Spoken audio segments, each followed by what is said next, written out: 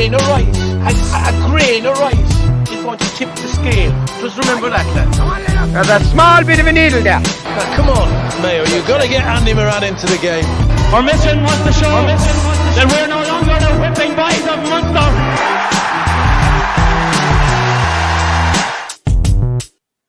Morning, folks. How are you all doing out there? Podcast land. Very welcome along to the Irish Examiners hurling show in association with Allianz. And 2 weeks into the league, it looks as though Man United are on the comeback trail. It looks as though Cork, 2 from 2, top of Division 1, A or B, I don't know which to call it, but look, it all looks good, TJ, and there's a lot of Corkness on the show today. Yeah, there's kind of an old red tide, all right, for sure. And Marco's getting a bit moody there. And look, early days, but in fairness to them, they're ticking the boxes. So we have to credit where credit is due. So we're hard on them when they were poor. So this time around, in fairness, things seem to be swimming nicely for them, don't it? And as for United, they're getting their breaks, aren't they? So, and we were saying to Larry there earlier on, they're getting a bit of a wobble on top, aren't they, Arsenal? So, yeah, squeaky bum time definitely on the way. Gooners. I'd love to see the Gooners losing it anyway. I don't care who wins it. Once they lose it. Sorry, Larry. You know, hey, boy, listen, you're the only fella now that was cute enough to go in and take the 7-2 on Cork to be top of the Division 1A. You cute whore, you. You never thought us about that, of course, like, huh? I've a couple of long-term ones, you know what I mean? That was a cute boy. Yeah. Joined also from his 3.4 million mention. I forgot the wooden spoon for you, McGrath. I'd say I'll be picking it up again this year somehow. Well, you're in dinners. Is he in it? No. I'm in it. I put a team in. I did. You bought him again?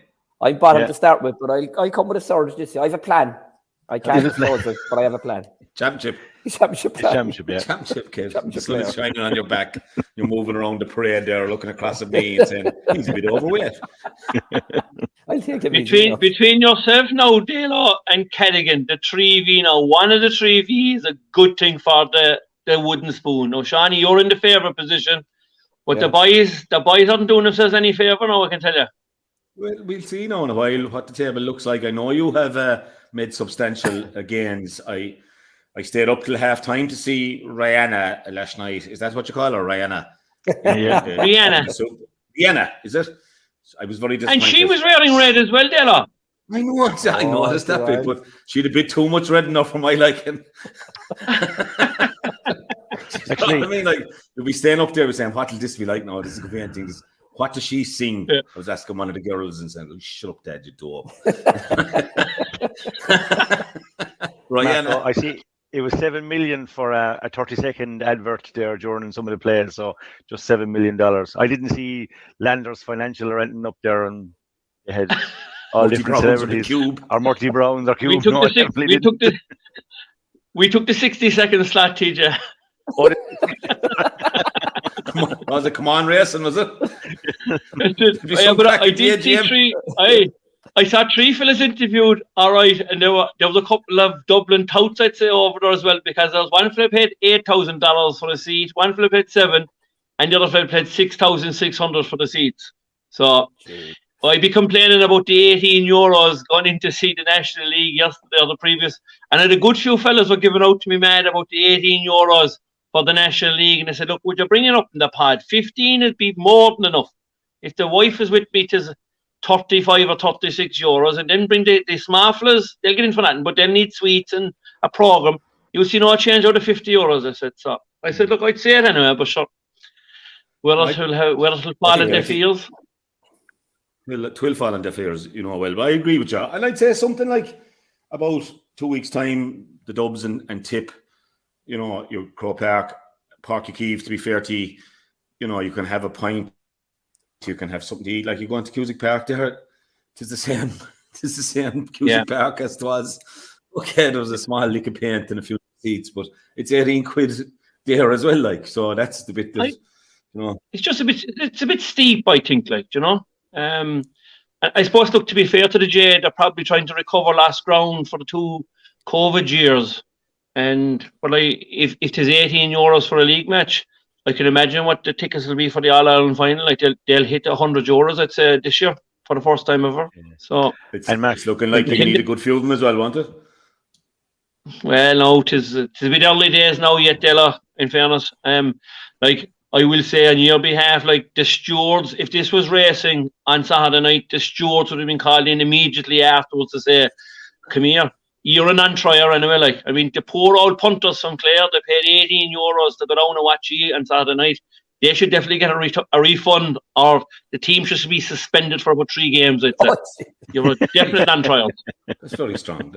I was getting paid to be down there.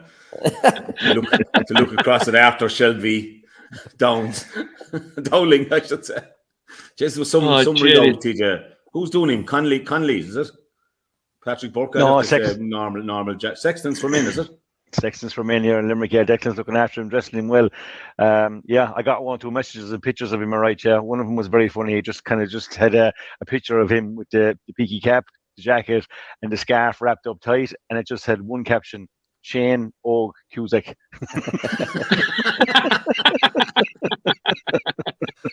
Yeah, fairness to Cusack. He was dressed down last night. He was good show last night. Now himself and Ursula. It was good talk show, and debates, and even the bit on the Camogie was very interesting. One that you told that they won by 34 points and they won by 35, and then they were out of it. Mad stuff. Bananas.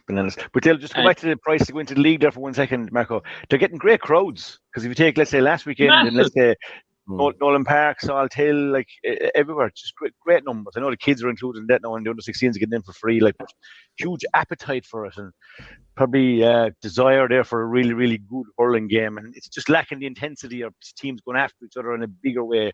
I just don't know what it felt like in Salt Hill, Marco. We obviously touched it in a while, but the Gilly Grounds definitely lacked it anyway. Yeah, and we'll start at the start. Larry's trying to make sure we only do an hour and 15 today. I think he's trying his best. We'll see. Just before you start there, Dalo, I can't. I'm trying to focus on the conversation, but I think behind Mark on the door, that's Shane's jacket hanging off the door. And I think that's a tube of Grecian 2000 on the tabletop behind as well. Oh, definitely, yeah. I think that's it's Grecian 2000, you know. Where did I go full screen? Yeah. Are you done it, Marco? McGrath, in fairness, between yourself and Dalo now, right, okay? The two of you are looking really shiny this morning now. About another 6 months, I give it up, Shawnee. Just I tell you now, you just might as well get rid of the whole lot of it now, I can tell you. Hanging to every tuft you have, boy. I'm hanging on to it. €17 with Mohammed there in the market. Barber there. He Turkish barber. And he put a bit of stuff on top of it now and rub it in at the end of it. Now there's the job, like, you know what I mean? You don't worry about it in for a week again, and you get one of the daughters to do it then. Mark, are you dying to hear? Rumours out there. I'm not dying to hear. I tell you are going on that. It's all my own kid. No worries, no hassle. That's free. Yeah. I tell you, bye. We'll start with Saturday. I suppose the big one, Laois put up a good show for a long time. We'll touch on that in a minute. And fellas behind the goal with earpieces and telling the goalies where to puck it out. But the Gaelic Grounds was a letdown. TJ Eber, mile too good for us. You know, fellas even. I don't know what to. I was on, and it's hard to know what to say. Clare were shocking bad. I thought, that's being honest. And but you don't know what kind of a week's training was done beforehand, or I'm not so sure anyone's intentions with this league. I don't know. Clare 2 points on the board from the Westmeath game and a big scoring difference. So they're no relegation threat. So maybe just experiment away and concentrate on meeting Limerick the 29th of April. Maybe that's the thinking. But on show, Kylie would have been happy. I'd say it was a decent show below in Cork. Could have won. Definitely could have got a draw in Cork. And comprehensive, like 6 points. Didn't do Limerick any justice, really. And to see the performances of Michal Houlihan and Adam English, and the goal alone, sure, the 3 newbies into Donegal, O'Dalig, and great pass from English, wasn't it? A lot of young lads would have gone for a pint there. Just I get my 3rd pint of the day now, but he got the head up and said, no, there's a loose man at the edge of the square. He'd bury it. So you look 4 first choice defenders missing, and seamlessly just brushed Clare aside. So it was a good bit ahead of last year, TJ. Fair to say. Like last year, you were obviously in the middle of a huge block of training, so you weren't winning league games as such, and only beat Offaly really in the division. But looks way ahead of that this year in terms of readiness. Yeah, like a couple of results and a couple of maybe decisions, and I think we were talking about discipline in Limerick this time last year, and 1 or 2 sending offs had gone against them, possibly rightly so, and then they had no points on the board, and it looked like as if maybe the thing was starting to wobble a little.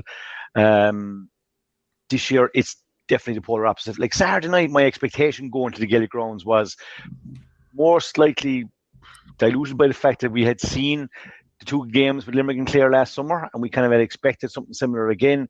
Both teams had picked reasonably strong. Yes, both teams were missing key first choicers. But at the same time, we expected a blood and thunder game, National League, from 2 neighbouring counties, usually what happens. But what we got was the complete opposite. 16 points again from Limerick in the first half. They scored 16 in Cork as well. All very positive. The new guys in there, exactly what John would want. Because what that does for training is, like, as everybody will know, is it just gives all those guys a belief and, like, let's say, the mentality that, look, I'm good enough to be here. Like, I want to get on the next ball of training. And from John's point of view, if those guys are like that, that's keeping the first 15 or the perceived first 15 very honest. That they need to make sure that they're training hard, that they don't let their guard down. Because if they do, there's a guy here willing to take my place and take my jersey. So from his point of view, he'll be delighted. Micheál Houlihan, obviously breeding son of Mike, delighted for him. Micheál's been around a while. I suppose he from Kilmallock's run to the Munster Club final the season before last, that's where he got picked. He was excellent for Kilmallock. He was taking the freeze for them. He was unlucky to start last year, and he picked up a hamstring injury and missed a lot of the pre-season. He didn't get his chance. Like, Micheál is 26. He's been around a while, and you know, there's probably a message from Micheál Houlihan out there to the rest of the world that basically, like, it didn't happen for him straight away when he came out of 2021. He went back to his club, he worked his socks off, he dragged his club to win a county title, got him to a Munster Club final, got noticed, then got in with John Kiley, put the head down and trained and worked really, really hard. And he ends up with a man of the match display. Huge plus. The other side of it would be Shane O'Brien. His father was involved with Clare, actually, in the backroom team. Shane is just literally, like, out of, like, under 17 2 years ago. He was under 18 last year, technically under 19 this year. Really, really young with our Skull Reach. I suppose everybody knew how good he was coming through the school campaign, but again, looked at home, big, strong guy. Rory Hayes swinging out of him and doing what cornerbacks do, and he was well able to deal with it. So again, proving that he can play at this level. So again, another big plus for John that there's another forward there. But the other guys all slotted in really, really well. Adam English has had Dalo come on and got his goal. So huge amount of positives from the Limerick side of it. Like, as I said, 16 points in the first half. They'd have been happy with that. 1-7 for Clare. Clare had 1 point from play. To flip it over to the Clare side, like, I'm not going to say anything that hasn't been said already. It just wouldn't be good enough. They got their 2nd point from play in the 54th minute. I think at that particular time they had 3 wides as well. So to put it into real perspective, they had 5 shots at the posts in a hurling game in 54 minutes. So I don't think you need to know any other stat to say they just weren't at the races. And if I was going to sum Clare up in one passage of play, I'd probably do it in the opening 20 seconds, Dalo, where the ball was thrown in. With your usual 13 or 14 players in that melee in the middle of the field. Limerick actually left Seanie Flanagan in the middle of the field for the throw-in, just to add a bit of power there, right? And the ball actually came to Seanie Flanagan. And if you look at it in the still, 3 Clare players kind of came back into the number 6 box, kind of minding the house. The 3 of them were there in a little triangle, just in a protective role. Micheál Houlihan was on his own, like literally 20 yards to their left. None of them picked him up. Seanie Flanagan pinged the ball to Micheál Houlihan all over the bar. That summed Clare up. They were off it all night. You can't have situations where there was Limerick player after Limerick player after Limerick player in 30, 40 yards of space and absolutely nobody near them. So it was a really, really poor display. It lacked everything that they had kind of been about last summer, and their intensity and Lohan and what it's been about. So obviously they'll be looking for excuses. But I think both managers will draw a line through it. Brian, in that he'll want to forget about it as quick as he can. John, in the sense that he'll probably say, was this a true reflection of where we're at in terms of, because Clare were off it? So missing Tony Kelly, there's no doubt about it. I think we had this argument before about being a one-man band. Like he's a huge loss to them, and they don't tick, obviously, as good he's not there. But yeah, a little worrying for me, and heading into the championship. And I think we won't do this today, right? But I think as we head towards, let's say, the 24th of April to the start of the Munster Championship, we'll all have a challenge of ranking the Munster teams 1 to 5, right? So it'll chop and change. Mark is smiling. Like, obviously, Cork would be definitely in the first 3 today. I would say that the general view, Dalo, after Saturday night was, even though it's only one game, is that what we've seen Saturday night, that will not get clear into the top 3.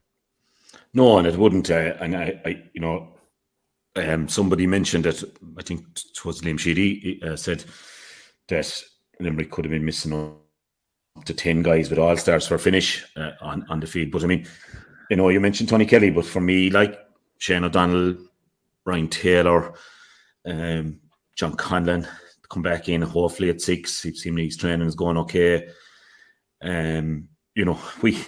We need them all, and we need young Rogers not having a Fitzgibbon. We talk about that near the end as well, being a bit fresh before he takes on Sean Finn.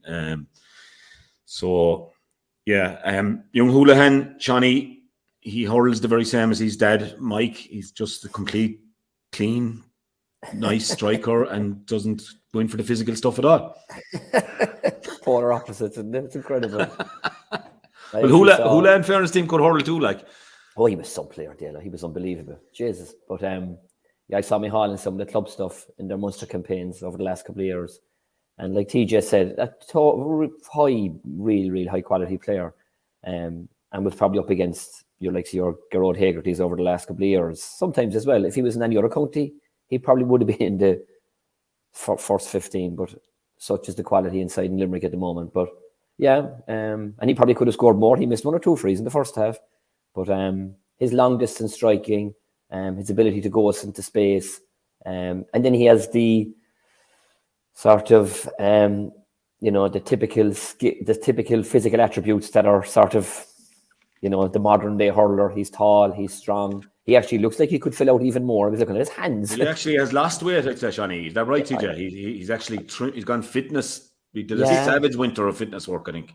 Savage, I think they had a competition there of, say, some fitness work, and I think he was top of the pile, which is a fair statement given, I suppose, maybe the nick of some of those Limerick players. Really worked hard. He was outstanding. I suppose what I was looking forward to was I love the Saturday night games.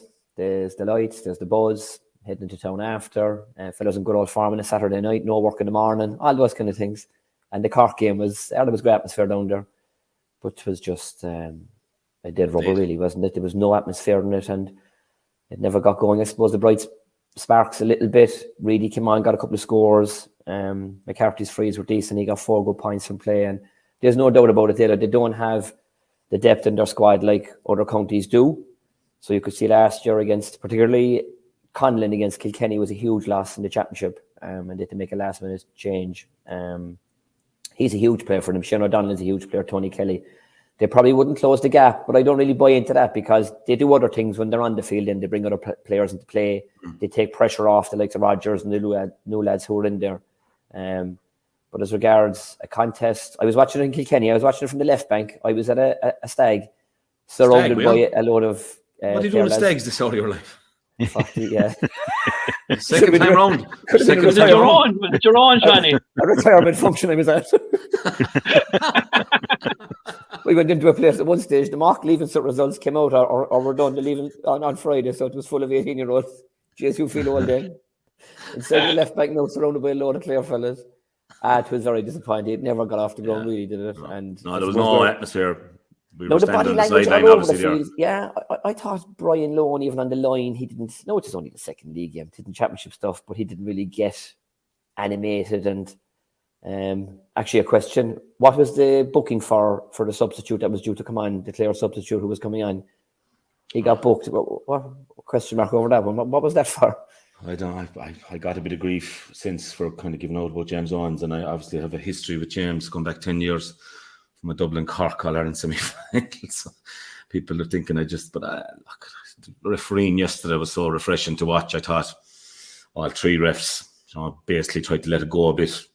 Johnny Allright was a bit harsh on young Roach, giving him the black card at the end of it. I thought Concannon kind of played for the penalty and got it, but God, Saturday night, those yellows. And poor old Conor Lean making his debut and heard his name. Didn't even have his name right anyway. Maybe that's some of the arson with the late teams and the late changes, and this fella's wearing this jersey. And Conor, good young player from Corofin, Rowan Corofin, hugely successful. They joined up underage. If they join up for senior, they'll be a really good, strong senior team. But whether that'll ever go ahead or not, they're two very proud clubs. But they joined up for underage, and they've nearly wiped the board with things between minors and 16s and 21s, and he'd be a product to that. And heard his name, heard Conor Lee rather than Lean.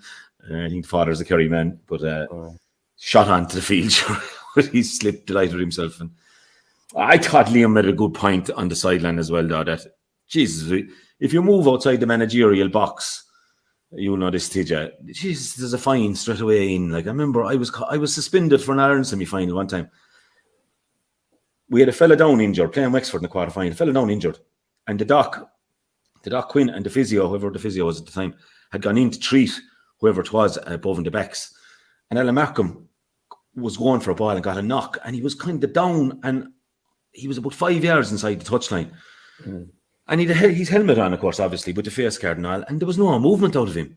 And like, I just naturally went in. There was no one else to go in. I could have turned around to Father Harry or Pat Fitzgerald or Alan Cunningham and said, go in, will you? But I just went in, took off his face card. Are you okay, Papa? I said. And he says, yeah, just got a bit grog there, Dalo. And you're afraid of the swallowing the tongue thing. And Jesus, the next thing I got a letter through the county board to say I was suspended for the All-Ireland semi-final against Kilkenny. We peeled it now and got off with it. But like, they'd be watching stuff like that, and then they can't know that there's a player of 16 men on the field. Baffles me anyway. And of course, all highlighted by the Kilmacud Crokes team, obviously. And but poor old Conor, James ran 50 yards to give him a yellow card.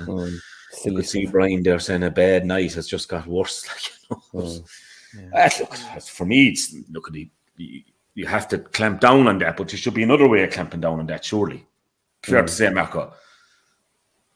But sure, to the thing in nothing really, I mean, like, is he getting the yellow card because he ran on before the time, or is he getting the yellow card because the Clare player hadn't come off in time? Sure, I think it's all been highlighted, you're right, by the Kilmacud Crokes scenario. Look, I suppose there are learnings to be taken out of that situation, that it never happens again, because it was embarrassing for the GAA. The biggest part of the embarrassment was the length of time it took to make a decision.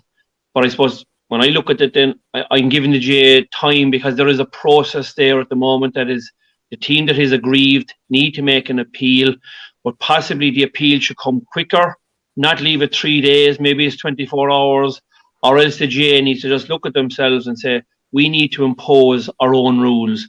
There is a rule there, and it should have been adhered to maybe straight away without any appeal coming up. So I suppose we are going to be on high alert on the sideline, and I'd always make this point that early on in the year with referees, different to players, they need to get up to speed as well. So I'll be cutting James a bit of slack there, Dalo, for a couple of weeks. Because look, he may not have done any match yet this year. The other fellas might have Fitzgibbons or Hartley Cup matches done. And I think Fergal Horgan would have been on with us a couple of years and would have said, look, it does take the referees a bit of time to get up to speed as well. So I'd be harder on the fourth officials here, right? Like yourself, I've been probably rightly so at times. The fourth officials time now, in fairness, I would have tested these patients, but it's the process is very simple. And to be fair to James Owens here, right? Like, this can happen outside of him knowing it, because he's trying to referee the game, so he can't watch everyone's going on the sideline. But the fourth official has been introduced, and I said before, but he doesn't really have much other jobs other than to make sure that he kind of looks after the sideline, manages the substitutions, helps the referee, and he's in his ear, right? So what's difficult about one on, one off? Well, what's difficult about that? There's no point in making a big deal about this. The other thing I'm going to say here about the yellow cards and a few bits on Saturday night, and they looked harsh to me on both sides. And yesterday, I'll talk to Mark about young Washington Salmon, Karen Bridge got a second yellow card in Galway again, which looked harsh. But I did see James Owens do this. So to me, it's like as if, and it's not the referees themselves now, but that union above them this time of the year like to make a little statement to tell the hurling world that we're here. real control, and we want to make clamp down on something. So whether it is the hand pass some year, next thing it was the hurley to this touch the face guard. This year, the one seems to be, that's what they seem to be kind of clamping down on very strong. But like, you know, it was highlighted last night about it won't be a freed in the championship. And look, what we are looking for is consistency. But to go back to the key point here is substitutions. We don't need to make a big deal about this 16 people in the field. It's very simple. When a team is making a substitution, you go to the fourth official, you give him the slip. If one player goes on, one player comes off. What's difficult, Dalo? What's difficult? Oh, and you know, but this is the bit that annoyed me now, right? I'm not trying to be defensive and clear, trying to pull a fast one. The match was gone at that stage. Brian Lohan knew well the match was gone at that stage. It wasn't Kilmacud. You could say maybe they were defending in the last minute 45. They were trying to have an extra man the line. You could argue that. I don't know. The ins and outs of that are done and dusted now. But there's no advantage in Clare. They could have played with an extra man for the last 10 minutes. And in fairness to Conor Lean, he got on 3 or 4 good plays and did well with them. It's nearly Lohan should be getting the yellow card or the fourth official, not the young lad. Like, you know, the young lad is only mad to get on his debut and big day for him, and his club as well wouldn't have had a county player for a good while. It's just I don't know. It just seemed to me I'm going to lay down the law here. We had a meeting during the week, and I'm giving yellows. And I said it. I think I said it at halftime. Kieran Barry's yellow card and Shemi Flanagan's yellow card were mystery ones to me. Like they were hurley frees, and again all over the country. I suppose yesterday we had Mike Kiley was sent off, the Laois lad was sent off. I think Westmeath had a man sent off. So yeah. Well, you know, there's a lot of things, and the Waterford Laois one, the wing forward went in. Like that was something similar to the Richie Hogan incident a couple of years gone by, where the Waterford player had just kind of pulled himself back out of the tackle at the last second, and he did go to give him the shoulder on the shoulder, and he just glanced him off the face mark, and he got a red card. I thought it was pretty harsh, but if I'm young Stack, the referee, I think I've done the best thing for himself for getting more matches down the road, because I think Croke Park would look at that and say, he got him with the shoulder into the face mask, it's a straight red card. But to be fair, I think it was a harsh enough red card, because I don't think he intended to get him in the face or the face guard. It was the way the tackle came, where the Waterford player had just marginally reversed back out of the tackle. So, but from the referee's point of view, he's better off not to be attracting attention to himself, because if he'd be called in before the Stewards on Tuesday, they would say by the letter of the law, it was a red card. Marco, Limerick, just Keane Lynch back nearly up. I didn't think he was really back to where we expect him to be back fully yet, and certainly not below Cork. But so much of an improvement in Saturday night, and so much involved early on, and the way the typical hand down, hand up, popping hand passes, vision. And Kyle Hayes then just go back to number 7 and play 7. You don't have to play 6. You don't have to play 5. You don't have to play 8 or 9. Just play 7. 3 points and play. Just seamless. Normal service resumed. Yeah, like just one thing on the Keane Lynch, Garrod Hegarty, and a bit of jeering that went on. I got a bit more evidence on that, Dalo. There was a huge gang of kids that were down in the middle of the field, right? So might have been a substitution being taken place. You might have been a small bit over the top now by saying that they were jeering at Keane Lynch or Garrod Hegarty coming on or going off, or that there'll be ramifications down the road in the championship. There was a bunch of kids down there, and they were actually cheering at Garrod Hegarty. They were looking for his autographs. See you after the game, they were saying. There was no jeering going on. But anyway, right. Keane Lynch is, without question, to me... It takes you a week to come up with a good story, right? But that's one of the better ones. They were down in the middle of the field and the match taking place. Wow. Yeah. But Lynch, look, I've seen Lynch since he was 14, 15 years of age through the development squads, when he started out with that small little rat's tail down the back of his neck, and the lads would say, could you ever catch hold of that rat's tail? Like, you know, so... In fairness to him, he's continued with the hairstyle, and he certainly is using different stuff than I'm using. Anyway, I'm using nothing at all. But whatever he's using, it's different colour every week. Myself and Shani aren't using it anyway. Very dubious now. Very dubious. It's very dark, as Sean. we all said, I'd have to disagree with that comment. He's a joy to watch. There's no doubt. Dalo, if we had one of those polls that you reach out to your listeners, right? So the question for this week is, yes or no, those Mark Landers dies here. That's the question for this week. Yeah. Larry, if you're out there definitely no. on Twitter, you won't see it. One of these lackeys that bring him all the information from Twitter. Yeah. Yes or no? Simple yes or no, Larry. Simple yes or no. Landers colouring the hair. It's a definite no. I can tell you here now, right? And don't put money on it because you lose your dough. But Lynch makes them tick, and I suppose John Kiely, you could see a little bit of what John Kiely will be doing this year. Lynch and Peter Casey didn't play in the All-Ireland final last year. Kyle Hayes filled in a gap while they were short those two lads last year. And the funny thing is, Kyle Hayes struggled a fair bit now when he went back up front. And it is a different game being a defender than being a forward in terms of your movement and stuff like that. But Hayes, good at the end of the year, though, Mark, in the All-Ireland final. He did, but because he was playing more games, he was. Yeah, I know. Yeah, but he played more games as the year was going on, so he progressed. He started to recover what he was used to playing up there. So, but you'd have to say that Kiely automatically now is looking at a situation where it'll be Dan Morrissey, Declan Hannon and Hayes. That'll be your halfback line come the championship. You'll have your Sean Finn. He's dropping Hurley. He won't be back, I would say. I don't think he'll be back. He'll be back. He'll be back, Marco. Don't worry, he'll be back. Yeah, but will he be up to speed is the biggest question, Yeah, he'll hardly make it, Darren Burns. He'll hardly make it, no. Sure. Mike, will he unveil Mike Casey like he did last year again out of nowhere? Well, that would be the plan. Like as I said, from John's point of view, the start of this year looks like it's better news. With Peter Casey back in the field and Keane. But sure, as we know, you're only always one little injury or one game away from, let's say, a player being out. And the way the championship, the league is, if you get an injury at let's say the wrong time, you could miss the whole Munster Championship. And Keane was unfortunate last year, so he missed the club campaign. Right. Just from a Limerick point of view, it's great to see him back. So there's a lot of options there, and it looks like the fact that they've.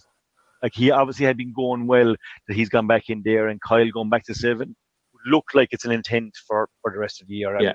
Cathal O'Neill, where's he? Where's Cathal O'Neill? Kyle's got a bit of an injury.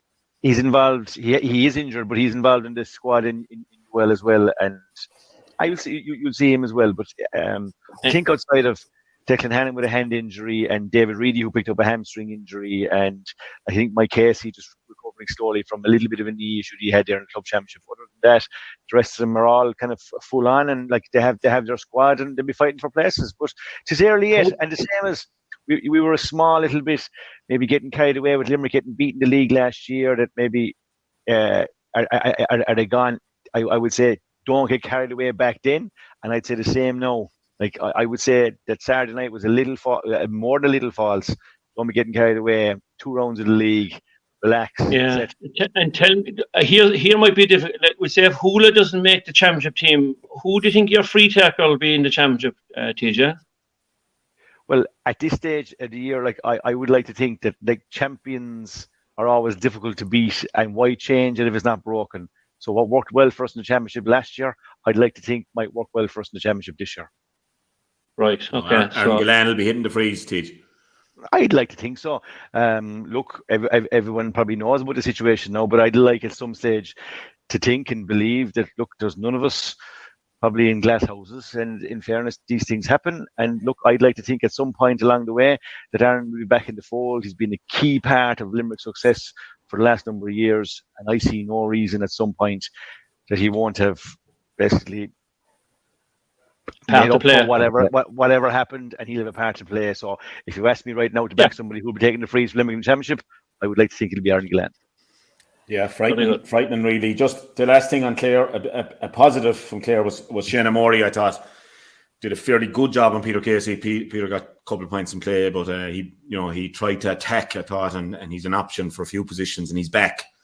That was one of the. I just wanted to add that to Aidan McCarthy and David Reedy, I suppose, did make a huge impact when he came off the bench. But Seanie McGrath, I thought, is a great option for Lohan. Looking forward, he'll need more games. He has 2 years out of it as well. He was setting up his own business there at the gym down the bridge. But he's a good lad and good fella. One thing, just one. David Fitzgerald for me is a loss from the middle of the field. And I texted you there on Saturday night that he had a huge influence, didn't he, in the last 12 months, 18 months out around the middle of the field. The amount of work he gets through. I thought playing him wing forward, I don't know, is he out of position there? Would Clare get more out of him in the middle of the field? Probably would, but sure, look, you probably couldn't play Paddy Donlan any further forward. He'd probably centre back for his club. Centre back for LIT. You probably couldn't play him any further forward than midfield. And then when he came in as a late change, it probably forced the hand a bit. I'd say he will be midfield. I'd say himself and Taylor will probably be the midfield come championship. So I wouldn't be. I like TJ. I'm not overly concerned about Clare, to be honest. Whether we're probably fifth. And Kerry have 2 wins now as well in Division 2A, so we're probably 6th in Munster really at the moment. But look, we'll truck away and we'll get on with the top of the table anyway. And Salt Hill, Marco, you went all the way to Salt Hill, I hear. I did. I travelled. Navan was on. I had a late. Navan was on. What were you doing in Salt Hill? No. We had a late night Saturday night. Actually, I was invited to Yall J Club. They had a fundraiser. They were launching a big campaign. They've massive plans, and in fairness, they put together photographs for the last kind of 25 moments in time of the Yall of Yall's history. Hugh Darian and Will O'Leary, I think is his name, put them together. So there was a couple of invited people down to discuss some of the highlights of their 50 years, and one of them was a trilogy between Yall and Killa in 1997 in the Intermediate Championship. So it went to a draw. The replay was a draw. It was a draw after extra time, and yours truly blasted a penalty over with the last puck of the game to send it to a 4th draw. So twas a really. You didn't go for the goal. Geez, I went for it all right. Unfortunately, she hit the crossbar and went over. So, but it was a unique night. It's hard to believe it's 25 years ago, and I still talk. It spent me a long time to get over it. But I was telling a story there. Paddy Kennedy, who'd be Tracy Kennedy's dad, who ran the pub in Killa, Kennedy's Bar. If you're ever passing through Dalo, call in to the Big GA pub now. And we played Yall in the quarter-final of the Intermediate Championship in 2001, and there was a couple of Yall fellas came back, and of course they were slagging Paddy, Asher, we beat you in 97, and sure, Paddy says, sure, look, I mean to say, we beat you in an hour today, it took you 3.5 hours to beat us in 97. that was the response from Paddy Kennedy. But so yeah, the late night, and I want to thank my old comrade Vincey Murray for dropping me home.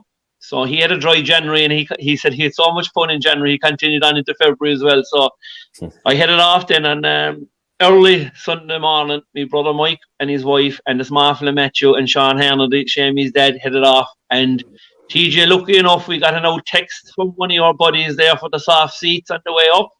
So we were treated to tea and coffee and sandwiches and you name it inside at halftime, and we had the soft seats in the middle of the field. We must be doing something right. I don't know. Between the two, you buy so many stadiums sewn up now. You don't need to conquer Crow Park, really. Between Limerick, Galway now and Cork, soft seats and tea and biscuits everywhere you go. Unreal.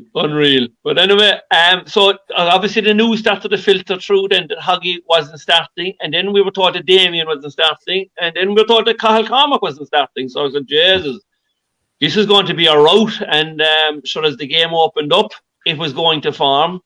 Galway tore out of the blocks, 1-9 to 1-3 up. And I said, I'm saying to Hannity beside me, I said, we're in trouble here. It's not looking good. And next of all, the Decky Dalton bandwagon started to roll. In fairness, he slapped over a couple of great points from play. And then he made the goal for Lehane.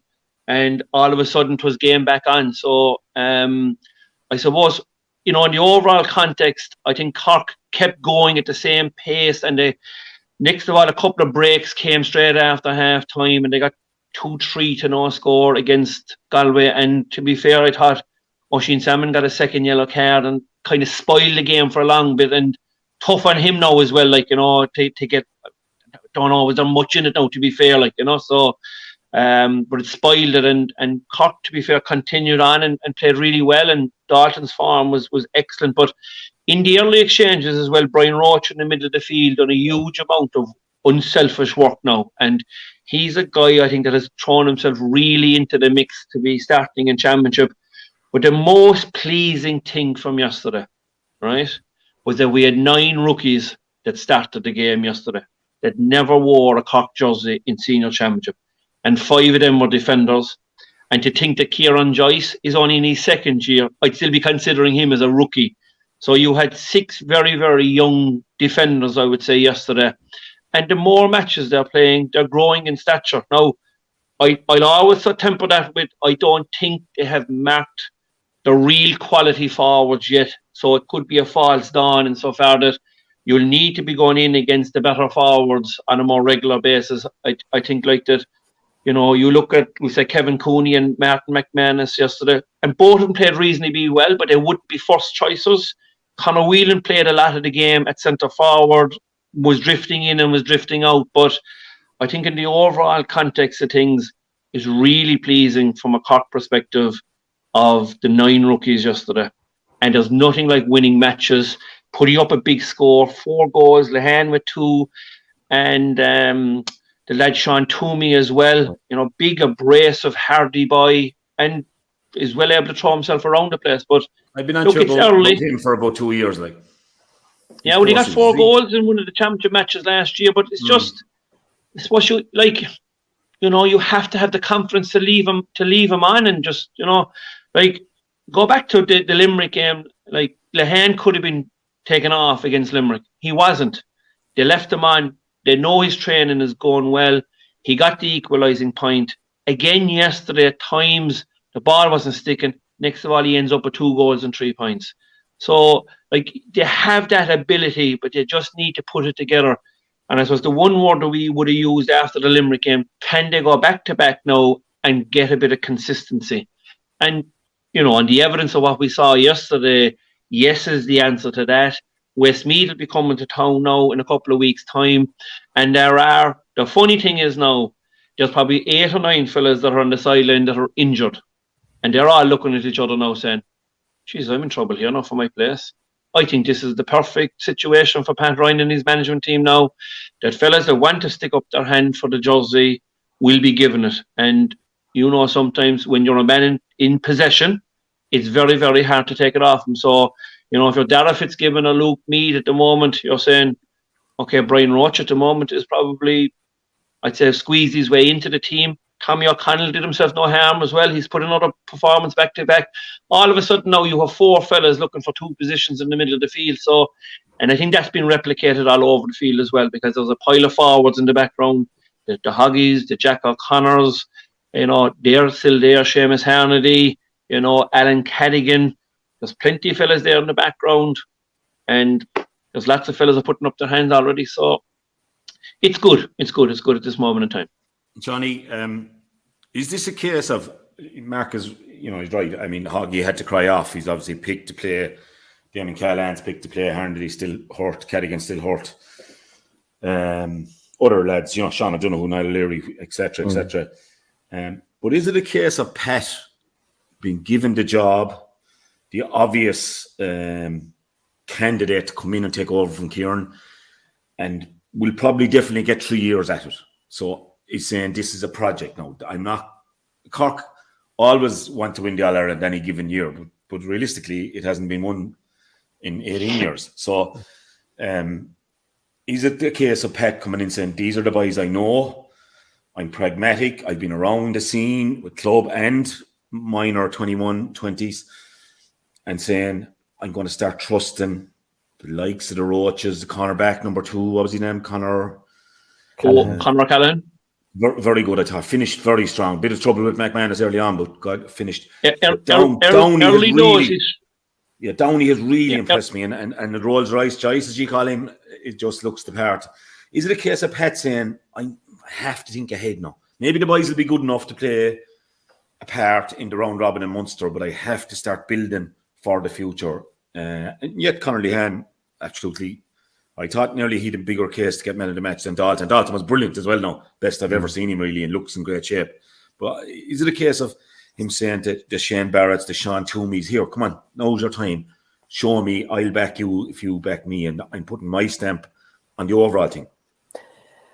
Yeah, I think so. Like, I'm not so sure if he's kind of visionary in the sense of this is a 2 or 3 year project, and in year 3, I think Cork are in a position to win an All Ireland. I'd say Pat's mindset is to go and try and win the All Ireland this year.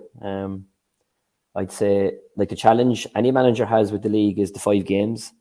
And for Cork, they're trying to build, find some new players and find some positional. Like a couple of weeks ago, I was doing something with one of the radio stations here, and I said that I thought there was probably only 9 or 10 Cork positions nailed on, but not 9 or 10 positions, that there were some players that I'd say would start, but their position was up for grabs. And he Mark made a right good point there on Roach around midfield. Like, say, Cork seem to have struggled over the last couple of years with that dropping off man and how the our midfielders pick up their own man and pick up maybe the centre forward as he's coming out. Do our half forwards retreat enough? And the lower half-backs sit, like the Limerick half-backs can sit. And I think Pat has worked with the likes of Brian Roach, and he's tailor-made for that because it's not manufactured or like it's not alien to him. He does that naturally. He's a desperate hard worker. Even when he was in the half-forward line when Cork won their under-20 All-Ireland, he probably only got a point for playing the final but picked up man of the match, the game in Nolan Park, because it's just in his makeup. He's manic for work. So around that midfield sector, he'll do fierce work. And I'd say Pat is looking at it that, and the other challenge, I suppose, is, again, to Mark's point, Lehan maybe could have been substituted. Towards the end of the Limerick game, you could even see him talking to him. Lehan seems to take all the sideline balls now. So they've changed the sideline balls or quick line balls. There's no one going for score. They're fast. Mark Coleman isn't playing, so you don't have that armoury of going for the long line ball and putting it over Joe Canning style. Lehan takes all the short ones. There's a man on the go. So already you can see some stuff that Pat is implementing. Quick line balls, fast restarts. Patrick Collins, quick to Owen Downey back to Patrick Collins. Now, it was easier with Tommy O'Connell free because of the extra man. Pat is going very long. There is some short stuff, but I've never seen the Cork full forward line peppered as regularly as it was yesterday. There was fierce long ball stuff going in. And then he has Toomey. So aerially, I think we might have struggled a little. Not struggled, but again, it's natural for Toomey to put his hand up. Mark mentioned the 4 goals last year. I spoke to Sean Goheen, who did a load of work with Corsies, and he said Toomey is just an animal. That, you know, that injury or no injury. He played last year with a very poor hand injury. His index finger was damaged. There was no negotiating. The guy was playing. So long balls, they can take him in the air. Dalton, 1 ball yesterday in the half-back line. So I think Pat is looking at this saying, right, if I get this right, and if I give players enough game time, I could have a desperate hard half-forward line that will retreat from me. I could have an incredible midfield that will pick up that extra man if he comes up. It will allow me potentially to keep Joyce free. Joyce was excellent again yesterday, and he's so good in the air. Yeah, Callahan cornerback. Callahan is a cornerback.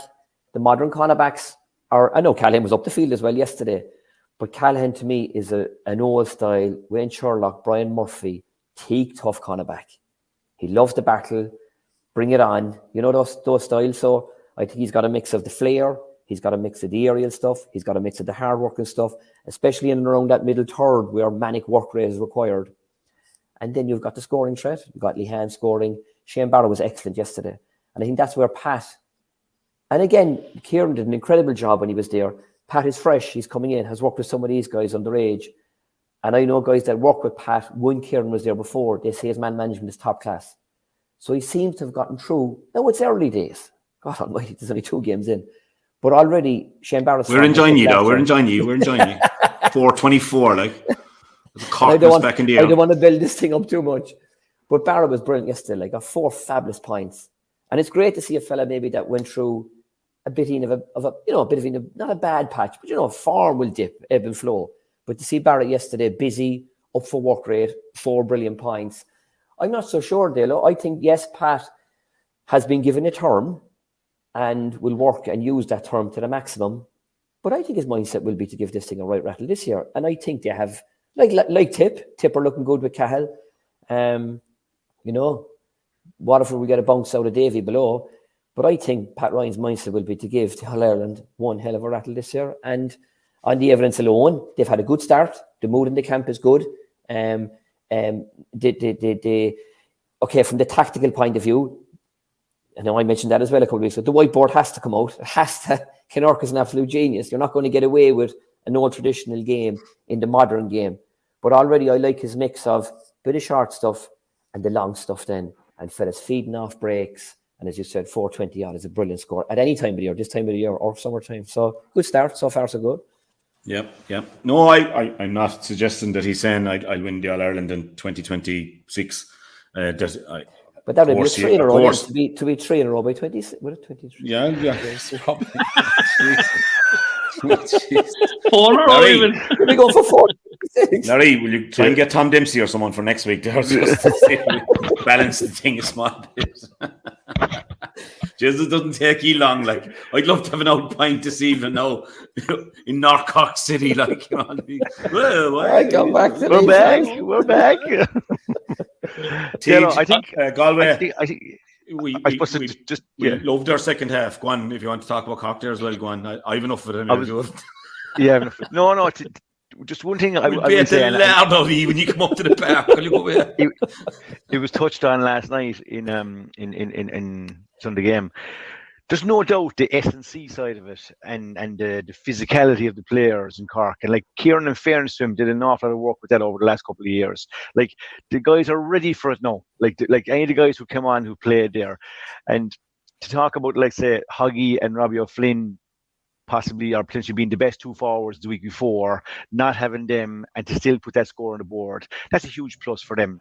And to touch on, let's say, there's no such thing really as a 3-year deal. Like, there's no paperwork here, as we know in the GAA, right?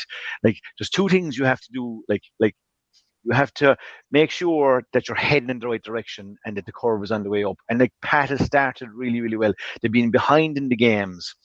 So what he's really looking for, I suppose, internally and externally, is the belief and the buy-in, right? Let's say from externally first to the fans, and obviously Marco and Seanie this morning can see incremental improvements. They're bought in now. They believe in the path in the right direction, that the things he's doing, what he's trying to do with the team. That's huge, because Cork people, you know themselves, they'll circle the wagons and they'll get the troops and everyone will go and support Pat. That's huge, number one. But equally as important is internally. Like, if the players inside see that Pat is doing the right things, he's giving all those guys a chance, he's buying into, let's say, a style of play that probably will evolve another bit over, let's say, the coming months, because it's early days. That's equally as important. So those two things going hand in hand is huge. And that's what you want, I suppose, as a manager, is to make sure this is heading in the right direction. There's no point in having a plan, as Seanie said, for year 3, right?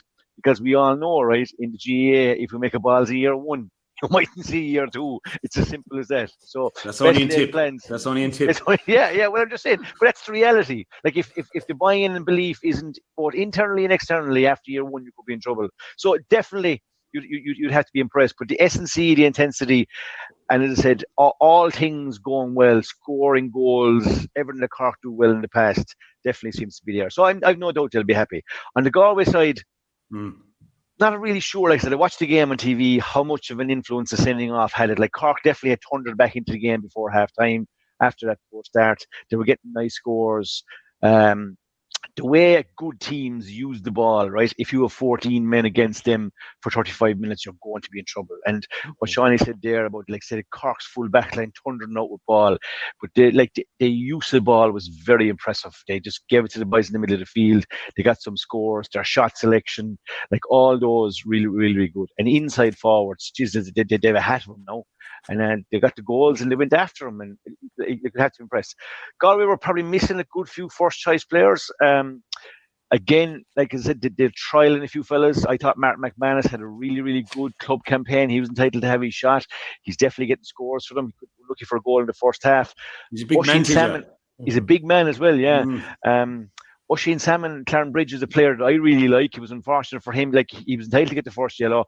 Again, from the TV, it was very difficult. Like, I know that something else happened afterwards. I couldn't believe that maybe it was just for the player going through, that he maybe had a little flick across. I didn't think that was a second yellow, but he he's a good player as well. And like from Galway's point of view, Joe Cooney at centre back. We had a couple of games. When Joe Cooney was centre back for Stars, and I thought he was a colossus there. I thought he was a huge centre back, big man. I think maybe with the other guys around him and the guys in the middle of the field, that's an interesting project as to whether they'll stick with him. He's been kind of used forwards and backwards, in a bit like Kyle Hayes. When maybe guys were missing up top, they pushed him up. Huge player for them. So yeah, definitely Henry's having a look in terms of his options as to how can he build his half-back line, maybe to deal with bigger teams down the road. So I think that he'll be definitely pleased with the fight. Like obviously they went 10 or 11 points down, started the second half. That didn't go their way. The first 5 minutes, as Marco said, Cork just blitzed them for 2-3, man down. Geez, you're in the right hole. But they fought all the way to the end. So he'll be very pleased with the character and stuff. So again, second round of the league, we won't be reading too much about this game into the future, but certainly work still to do for Henry to get his first 15 and first 20 right. But on the red side, you'd have to say the boys, you can see why they're smiling this morning. Yeah, there's two smirky heads in them there. The phrase, TJ, for after one bald and grey, the other very dapper looking. The poll will be interesting. But TJ, the phrase after year one, when the manager, how badly did he want, get rid of that what they say after year one in Cork is if he doesn't work out, they say get rid of that Langer. That's the county board meeting. There's no technicals. That's all gone. It's all new. It's like Clare now. It's all new, kid. It's all fresh now and modern thinking and lady chairpersons and all that sort of thing. Like it's all gone, all gone.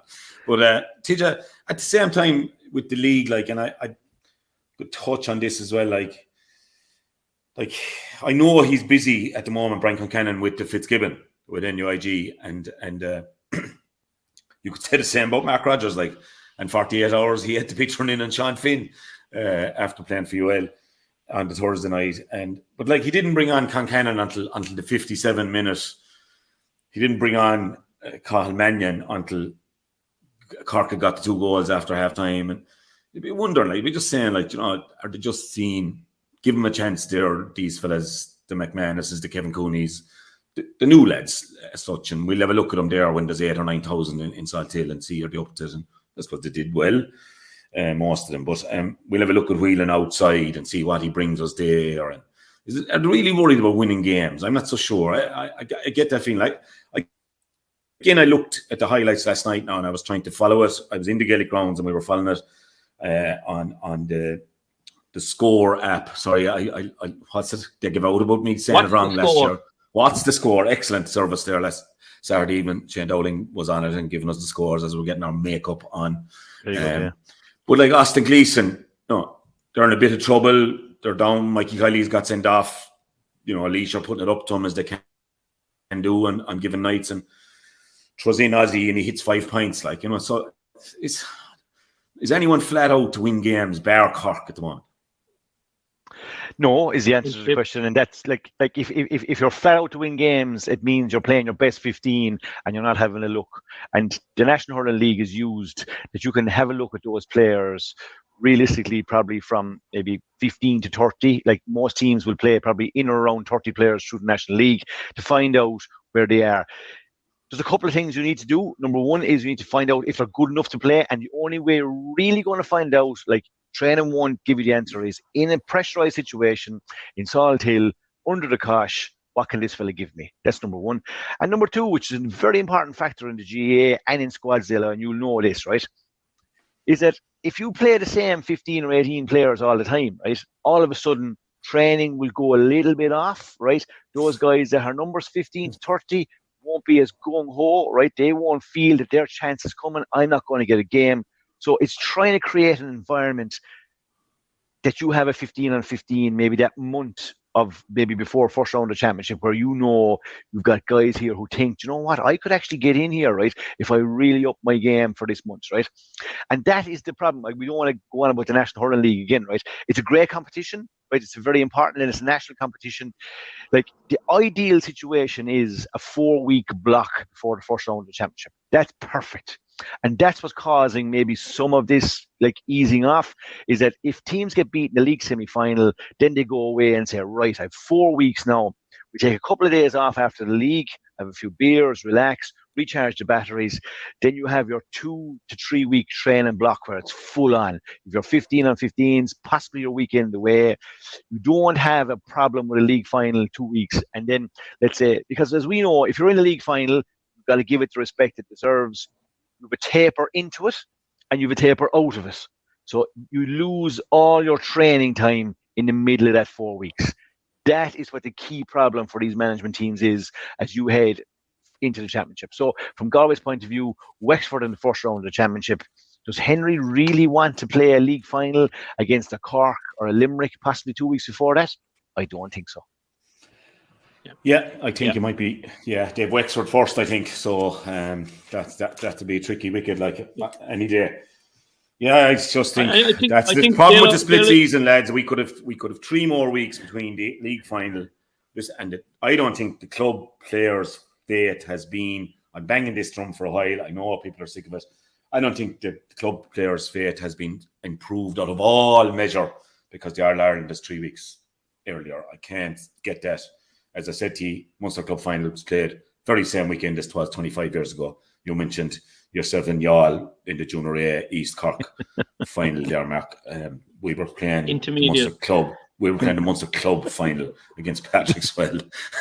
And it was the same weekend as it was in 2022. So I don't know. Like, I just think we're devaluing our second best competition, which I've seen great joy out of. Remember Waterford winning it, Clare winning it.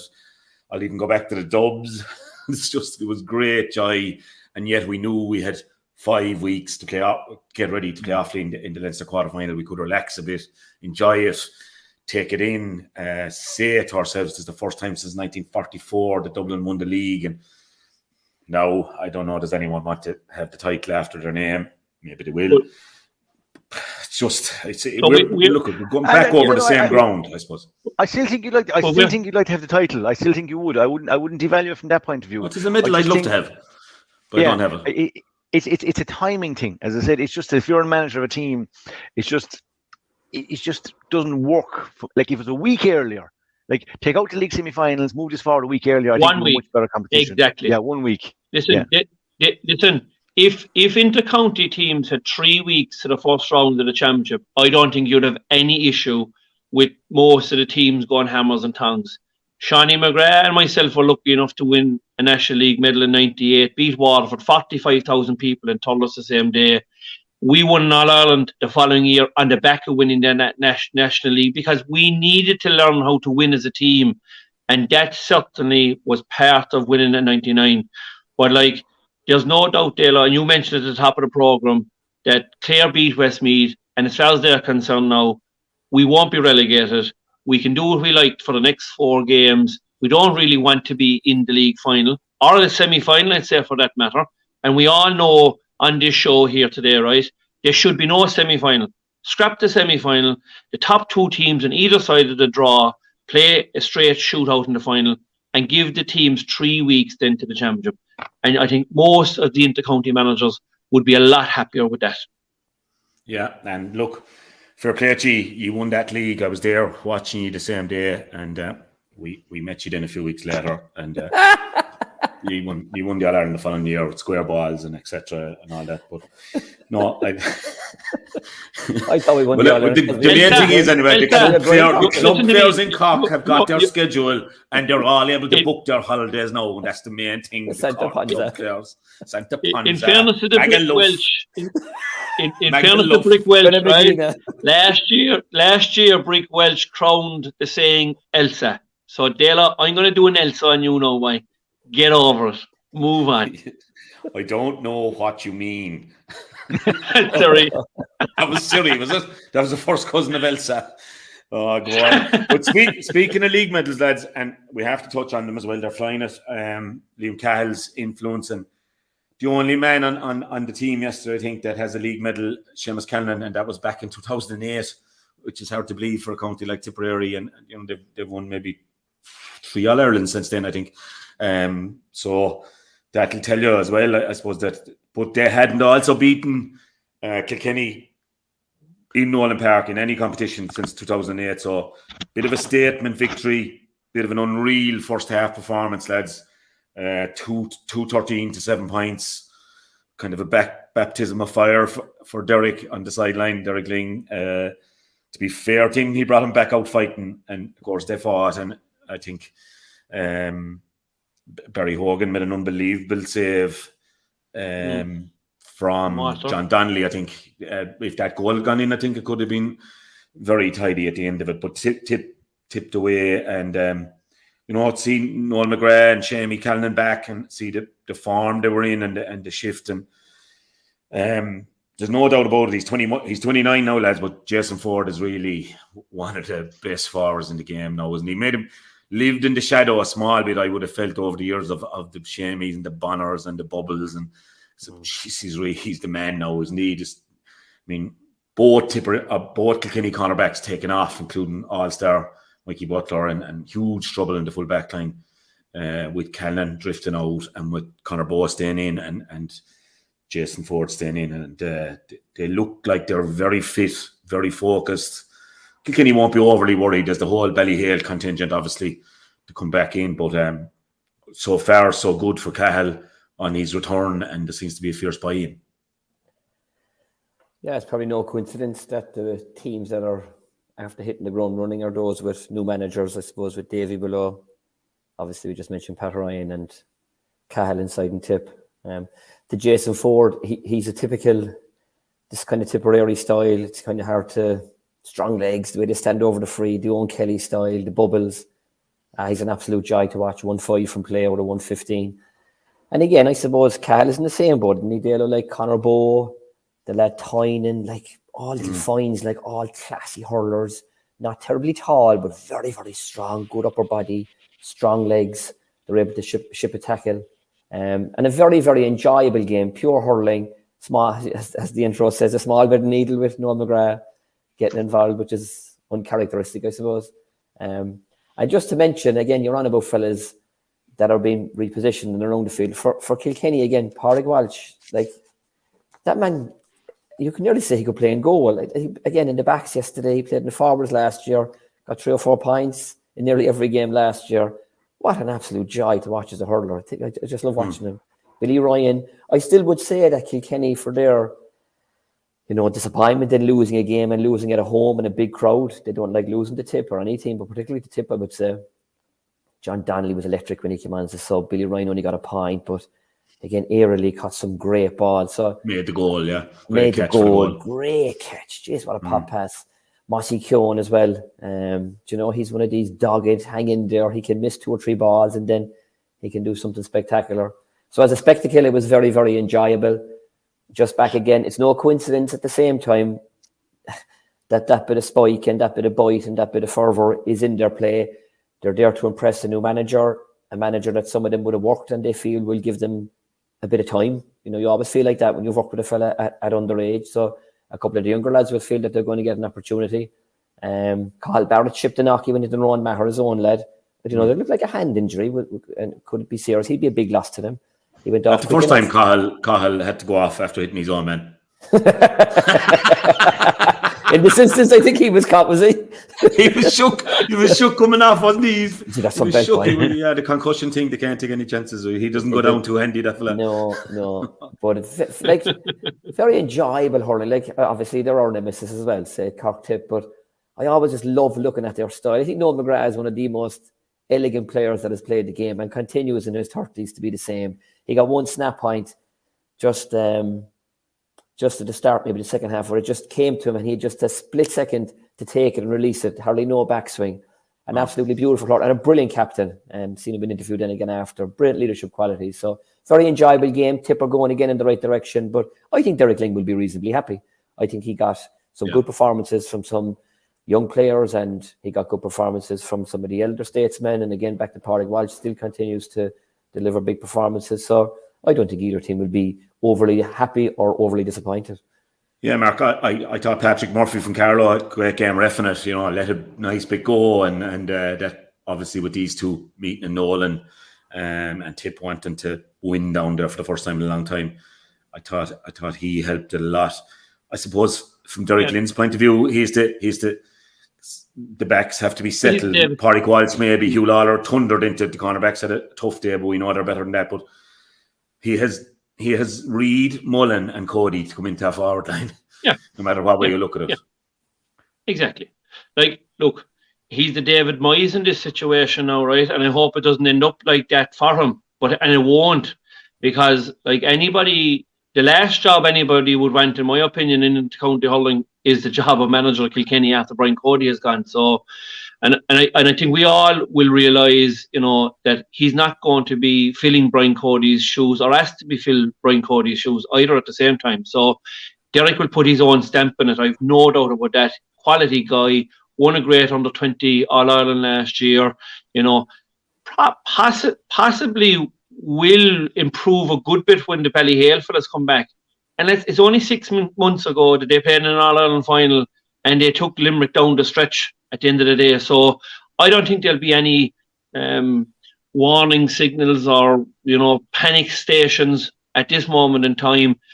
Tipp are well ahead of where they were this time last year. I saw them in the Munster Senior League 3 or 4 weeks ago. They were hopping out of their skins, the same as Cork are probably at the moment. So they're a nice bit ahead of everybody else in terms of their fitness. But Kilkenny won't go away. They're hardened. They're tough men. They'll actually probably get more out of the game yesterday because there will be a bit of embarrassment about it. Great fight back in the second half, but they'll be embarrassed with what happened in the first half. And they'll be saying to themselves, and I know the Kilkenny people from dealing there for years, the public are the one crowd in Kilkenny that'll be saying, listen, it's okay. You're coming into a tough station there now with Cody gone, but listen, we were in the All-Ireland final last year. You didn't have a full team. You'll be fine in another 4 or 5 or 6 weeks' time. You'll be fine. And they will be fine. There's no question or doubt about that. But it's a hard one when you're Derek Ling on the sideline yesterday and you've been ran ragged all over the field. You have Tipp popping passes. You have 3 defenders going to one ball, and there's a Tipperary chasing forwards all inside in his own, and he had a choice of either take it on or pass it even. So that won't happen. They'll go back and they'll work on that. And no better crowd than Derek and his management team and those players to get the head down. They won't be saying anything. And the crowd, I don't think the crowd will be on his back. They'll be 100% supportive of Derek Ling. And we all know that Kilkenny are going over. Yeah, no, I think well put. And Gas, Tipperary put up the score they put up. Monstrosity of a thing. It was, 224. They 19 wides as well. And all I took from Liam Cahill's interview last night was it was a good workout. I just think, again, lads, our league has been a bit devalued. I just slightly thinking, maybe you're right, just the 1 week, no semi-finals, and maybe that would sort it. But Jesus, I think maybe just thinking of the games we played, Clare and Limerick, and I know we're the lesser lights now, the boys and Larry's crowd Tipp are the top 2. It looks like back to the sandwiches and Thurles and in Cork again with them and the crew beans and etc. But Jesus, the ferocity, some of the league games we played, there was never anything held back. It might be 1 or 2 lads getting their chance, but they'd be lettered as quick as anyone else. And I still think we kind of in a false view of things, which it is what it is. You can't blame any manager for doing what he's doing. I said full proof again, like Seamus Kennedy, John McGrath, Bonner, Gerard O'Connor, all very prominent for Tipp the week before, and none of them are playing. So he's having a look at different players. Look, as I said, I don't blame the managers. I beat this drum already. But what good news for Tipperary, I suppose, is the options of guys that can play here. They seem to be very downbeat maybe last year and the way they played in the championship.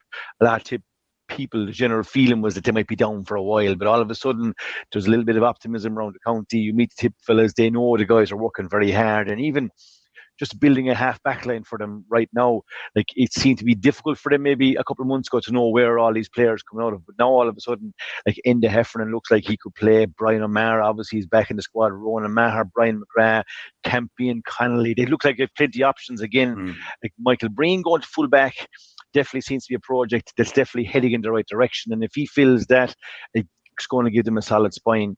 Like young Tynan from Roscrea at wing forward, again, really, really impressive in the modern day half forward role, using the ball really, really well. And look, we all know what the other forwards and the older guys can do. Like there's plenty of class, as Seanie said, beautiful stick players all over them.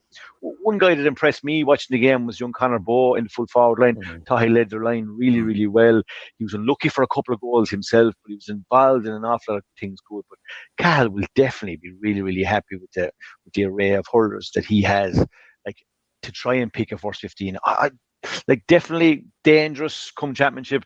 They'll definitely be better than they were last year, and they'll be looking to make a statement. And like as Shawnee said, but new managers like Liam Cahill will be thinking like 2023, I need to be in the top 3. He won't be thinking any further than that. That is for sure. On the Kilkenny side, yeah, like really sluggish start. Like no doubt about it. Like Ballyhale have more influence on the Kilkenny team than possibly any other club team on any inter-county team. Like there's huge players for them, and rightly so. They're the best club team around. You know, like because when all of a sudden, like we'd be thinking from a club point of view, if we can get one player into our team that he makes a difference. Like from their point of view, they have 5 or 6 of them that will be on the team again. You know, I suppose from Derek's point of view, the old traits of Kilkenny not going away, even though they were well down at halftime, 2-13 to 7 points down at halftime in a hole, he just really would like the fight back that it was there. We kind of associated that with Cody and Kilkenny for a long number of years, so it's still there. It hasn't gone away, and Kilkenny haven't gone away. No, that's for sure. And look, we moving on the time, we're gone over an hour and 15 as usual, and we've still a few things to get there. Dubs, I watched the Dubs and Antrim. Dubs lived a bit dangerous near the end. It looked comfortable. And then Antrim got a couple of goals. Have to say, I mentioned him about the fantasy hurling. Eddie Gibbons, some game and goal for Dublin. What made 2 saves from Neil McManus. Incredible. Keelan Malloy, 2 great goals. Talk Keane Boland and Fergal Whiteley, very good. Great to see Danny Sutcliffe come back. What a warrior. They're a long time now. But Mihal has a tough enough job in his hands in terms of, everyone mentioned about Rush, Crummy and O'Callaghan not making themselves available for the year. So he'll have changes. Do you know who's a help team, lads? And I watching it there yesterday, and I came across him a good bit, and he would have hurled senior as well for Cork, I'd say around 2020. Chris O'Leary is a good throw into Dublin. Yeah, good strong buy, like, and yeah. He was a year behind us on the development squads. He was a good kid now, to be fair to him, you know. Very, very positive, great hurler and fantastic attitude. Absolutely brilliant attitude, you know. And he chipped in with a good few points yesterday now, and he's helped a lot of fellas in the fantasy team over the weekend now as well. So, but he's been a big plus now. Was he in your fantasy team? He was? No, I left him out. Who's picking the team for you, Mark? If someone is people, but sure, anyway, look. Ryan really knows. Must be. It was good. It was good though to see, lads.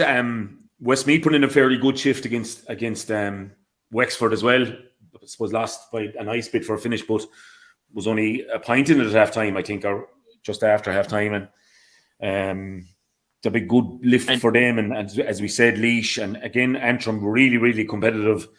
They look to be slightly ahead of for who will stay in the division, but that will be very tight down the stretch. And good wins. Dalo. Yes. Dalo, all those 3 teams, Laois, Westmeath and Antrim, they all hurled well for long stages over the weekend now. Every one of them now. And I could see a big improvement in them. Like Antrim looked really fit. Laois looked really fit. Jesus, the centre-back had an unbelievable game.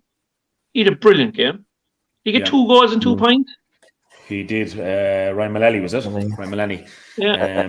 The skill. I think he Burstall kind of played deep, I think. And when Mikey Kiley got sent off, I think they were in great fettle because they were really tight, but then the wrong man sent off. So that probably swung that. But, you know, Davey would be happy enough, 3 points. Michal Donoghue would be happy enough.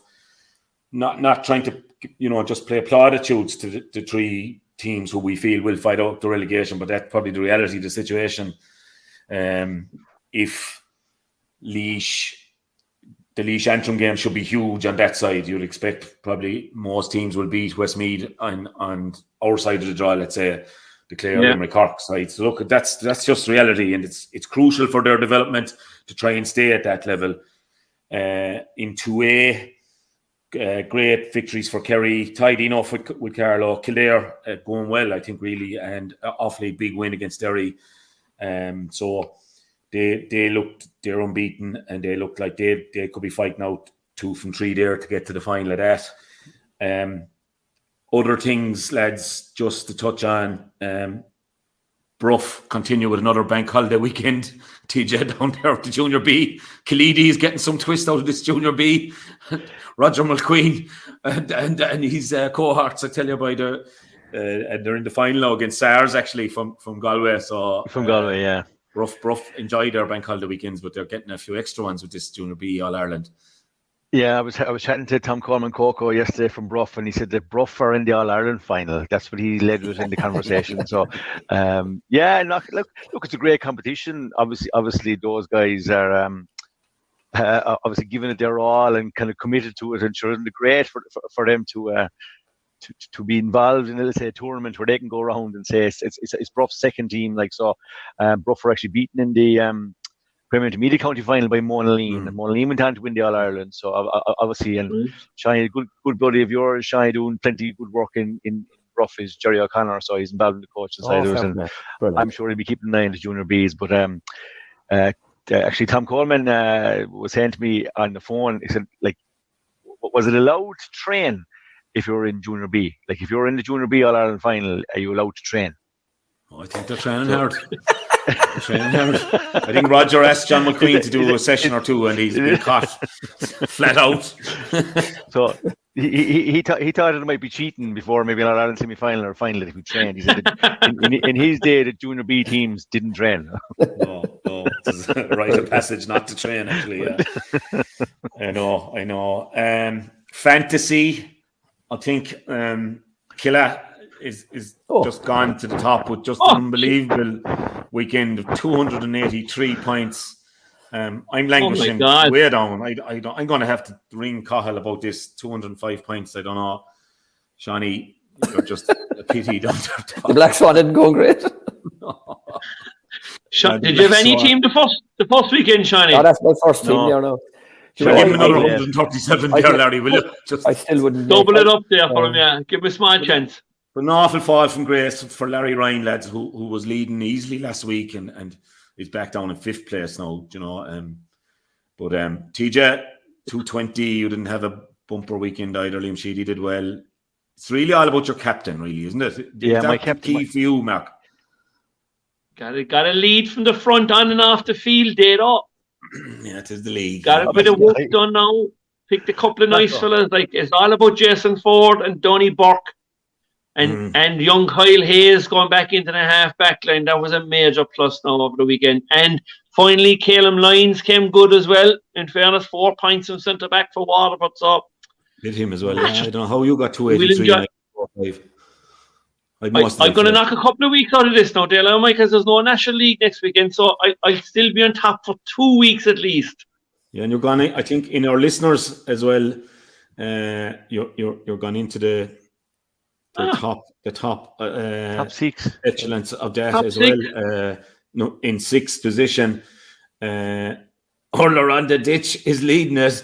He'd be giving us some 328 points. Some shooting in fairness. The Tipp boys are back, lads. There's no doubt about it. Well done, Hurler. You'll be giving me stick on Twitter now, no doubt about it. Later on. James Daly in 2nd, Hospital Hubberstown, massive score as well, 289 is unbelievable shooting. So I won't be winning the overall anyway for the league, but I'll be having a good look at how things are done and studying hard. So well done at the moment, Hurler.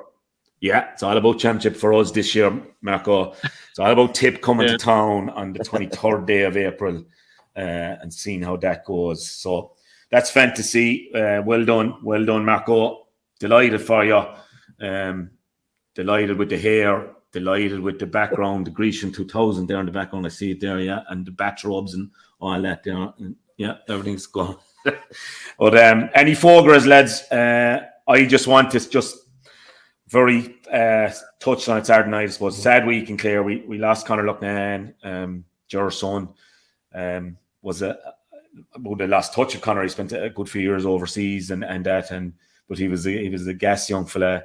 He was our water boy in the 90s. He'd do anything your man would tell him to do, if that meant knocking the Tipperary, Limerick or Cork water bottle carrier if you had to. Very, very sad. Friday and Saturday, Ger spoke superbly on Saturday, I have to say.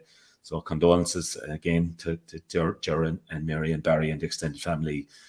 huge loss, and will be felt most at home, and that's really the reality. Any Fogras, TJ? Nothing too major, Dalo. Just a hat tip to the Burnses yesterday in Navan. Charles getting Blazing Cal back to win the Grade 2, and the son, Philip. I know Philip is a big hurling fan, and obviously Charles, big Limerick fan too. So keeping the Limerick flag flying. They had 2 winners, and we'll be hoping that it'll be onwards to Cheltenham for them. So good day for them. Other than that, no, just watching the Super Bowl last night, looking at all the pageantry and the coin toss and all that kind of stuff. Just wondering, is there some learnings for the GAA in there, Seanie? Would you like kind of a big pageantry around the coin toss and getting all these personalities in? And bit of Rihanna at halftime. Yeah, a bit of Rihanna at halftime. I'm going to have to play now, and she in red. Do you know what's noticeable before the actual the National Leagues is that the diddly eye music has left the scene of the crime, and now there's more upbeat music. Upbeat, yes. Before all the National League medals, I think they have a playlist now gone in, so you can have 7 or 8. I don't know. So I suppose it's getting the crowd going, getting the kids going. And you know what was brilliant yesterday in Salt Hill? I was lucky enough to meet Paul Bellews, the chairman there, and they were very accommodating, was to see the massive crowd of young fellas, hurlers, boys and girls out on the pitch at halftime. Oh, yeah. It just is it just is the GA out and out. The amount of kids coming up to the match yesterday with their hurley and their sliotar, like this is just a brilliant product, and to be allowed out on the pitch is all about it, because that's where the kids get their dreams from. They're seeing their heroes on the field, and then they're imagining going out in the field themselves. So hats off to Galway County Board yesterday for everything that was done. Yeah, I think it's going on nearly everywhere now. It's great to see it. We weren't allowed in Ennis for a long time, but they're great now. They're usually bringing, even when the clubs are playing now, they're allowed their under-10s to come in and play a little 7-a-side at half-time, 2 sides of the field, even a club championship match. So it's fantastic. Yeah. You're minding the field in Limerick, TJ, but it was in great shape, I have to say. We didn't have any excuses with the pitch on here Saturday night. Yeah, no, in fairness to Spike and them, they relayed the surface last year, and it's a great job. It looked tremendous. So, yeah, beautiful side. But no, in fairness, even though they asked people not to go onto the field afterwards, everyone just went for it and hurled all around them. Got plenty of autographs and all that kind of stuff, as they should. Yeah. Last thing, lads. Come on, Racing, Marco, our AGM. We won't be on the air next week. I think, is our AGM tonight? Next Monday night, 8 o'clock, yeah. We stay in Limerick, so, we? I'd say that's the plan, and we might head down to Conor Fitzgerald's if TJ could make a phone call for us there. We might get together there to bring we need to mind the treasurer anyway, Mr. Morrissey. He needs to be minded, you know, the treasurer's report on all these AGMs is always very important, Dalo. So just to reiterate to the members, the existing 468 members out there, we hope you'll rejoin us again next year, and your membership will be due on the 1st of March. Don't panic, don't sweat. We will have an easy way to renew your membership, is what I would say to you, but it's not due to the 1st of March. For any new people, and I met a fellow by the name of Ray Lucy from yesterday in Galway, and he told me that he's only busting to join it because he said, look, I need to get away for a couple of days racing. I love the hurling, but I'd like to go to the races for a couple of days. He says, is it true it's only 200 quid all in for the year? I said, that's it, all in for the year, no further expenses. And he said, will we get to meet the great Willie Mullins? I said, you will get to meet the great Willie Mullins as well. Well, I tell her, I'll give you the 200 quid now, so if that's the case. So it just proves, I suppose, when you're going to the best, you know, people want the best these days. So thanks for the support for last year, I suppose. I'm looking forward to people renewing. But yeah, so anybody that hasn't registered for the AGM, I think Rafa said there's about 250 people allowed on for that. I think if we have more than that, he probably will extend it out a little bit further. But 8 o'clock online next Monday for the lowdown of what's happening for Come On Racing in 2023. You'll have to get a stand-in chairman there for me, because I don't think I've ever chaired any kind of a meeting. But anyway, Mr. Chairman, I pass over. Did you get the 200 quid off your 3.4 million mentioned Blackrock Road neighbour there, ex-teammate? You got it off Brian Hogan. He owes 400 now, 2 for last year and 2 for this year. I have my own bit of foie gras. My own 3-year plan didn't work out with the hockey. I got the chop. The team I was going after last year. Results weren't as expected. So I told you play a sweeper. I told you. I got the bad news, and my services are no longer required. Yeah. Shawnee, now that you have a bit more time in your hands, Shawnee, you can come racing with us a couple of nights. We'll show you the ropes and bring JPM with you. We've all retired, Shawnee, from coaching now. Everyone that's on the Examiner Hurling Pod is gone from coaching because you can't. We have time with come on racing, like so. Yeah. 400 Dalo, hey! Before you go now, I see you open up your column with. I really enjoyed the game of rugby over the weekend. Oh, now I tell you this much: you now are absolutely after doing 360 degrees because it wasn't to be mentioned last year on the program, and now you are starting up your columns with rugby. By Jesus, I tell you. You go away, you bollocks. I must have a bad influence on you. That's not to be mentioned on the podcast. Okay? I think I'm having a bad influence on you. I'm going to tell you this: them games come around in that rugby about once every 4 years, and there's a odd good game. And it was worth watching a small bit of it. But I went away to Limerick because we'd been inside early to get our makeup on. Yeah. The only couldn't take makeup on for the night. I said, it wouldn't take you too long now to brush up, to be fair. And all the new clothes you're getting from. Is it Sexton's menswear, is it? No, Patrick Burke's menswear, Kilrush, and the top of Parnell Street in Ennis. Get in there, lads. Patrick will look after you. Stephen will look after you. John Hayes will look after you. Any of the lads. Scotty Brack, top class, best menswear shop in the Midwest by far. Sorry, TJ, I know you have a few connections there in Limerick between Sextons and Connolly's and all them. But shout out to Burke's. Yeah, doll me up. I had to go on with Jackie Tyrrell last Sunday night, so that is hard going now. Male model, gym 7 days a week, so anyway. You were him. The gym.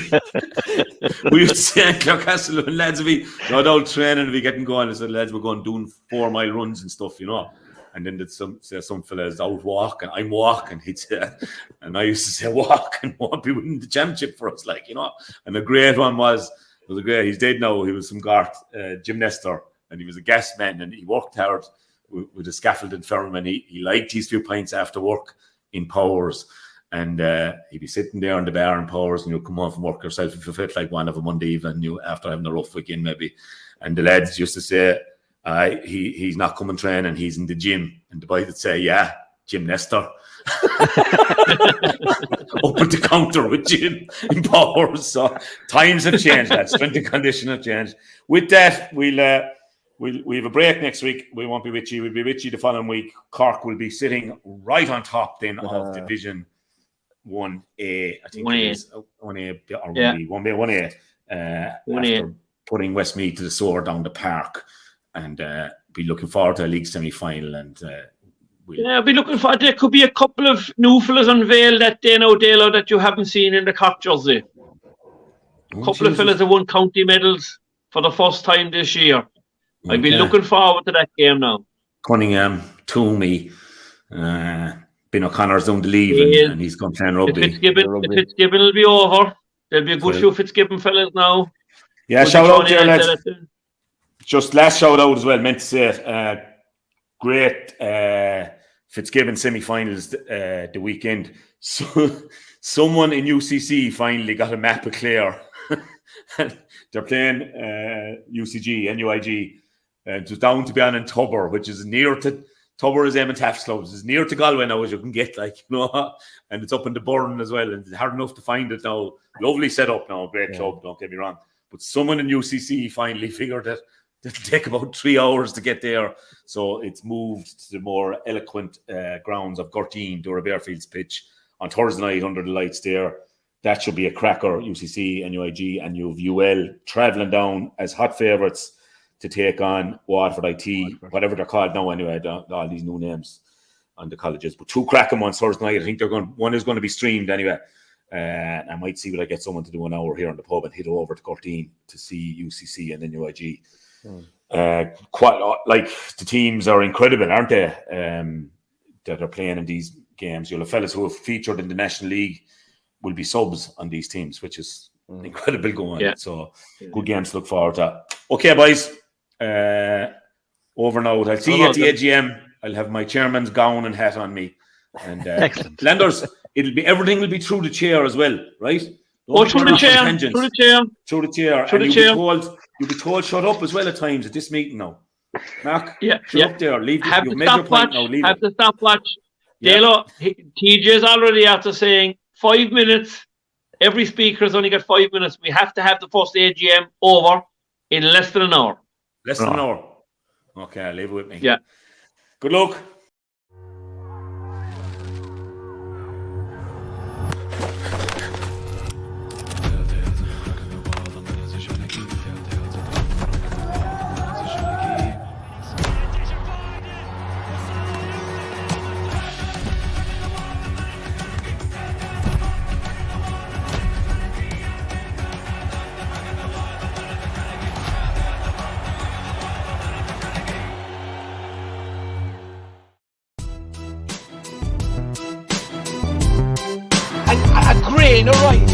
A grain of rice is going to tip the scale. Just remember that, lad. There's a small bit of a needle there. Come on, Mayo, you've got to get Andy Moran into the game. Our mission was to show that we're no longer the whipping boys of Munster.